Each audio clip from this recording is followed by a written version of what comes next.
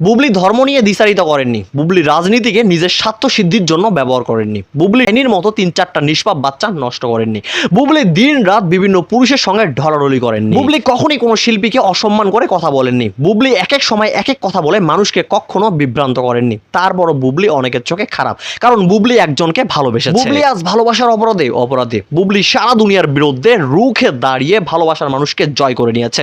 বুবলির এই জয় প্রকৃত অপরাধী ও অপরাজিতা মেনে নিতে পারছে না, তাই একের পর এক মিথ্যা অভিযোগের তীর বিদ্ধ করে তুলছে বুবলির দিকে। কিন্তু ভাই, বুবলি তো মাথা নোয়াবার নয়, বুবলি তো মাটিতে লুটিয়ে পড়ার মেয়ে না। বুবলি দাঁড়িয়ে আছে মাথা উঁচু করে। বুবলির উঁচু মাথা নিচু করতে বহু বাহিনী বহু বছর ধরে লাফালাফি করে যাচ্ছে, বিভিন্ন সময় বিভিন্ন সুযোগ কাজে লাগিয়ে বুবলিকে তারা হেনস্থা করার চেষ্টা করতেছে। কিন্তু ভাই, বুবলিকে পারছে না এক চুল পরিমাণ নড়াতে। বুবলি এভাবে অনড় হয়ে দাঁড়িয়ে থাকার সব থেকে বড় শক্তি হলো বুবলির প্রতি সৃষ্টিকর্তার দয়া, বুবলির সততা ও প্রিয় মানুষের প্রতি বুবলির ভালোবাসা। 2016 থেকে 2025 সাল পর্যন্ত বুবলি এক পাহাড় সমান মিথ্যা ষড়যন্ত্রের সঙ্গে লড়াই করে আসছে এবং নিজেকে বারবার প্রমাণ করে যাচ্ছে। বুবলি আজ আবারও এক অজানা শক্তির সঙ্গে লড়াইয়ে নেমেছে।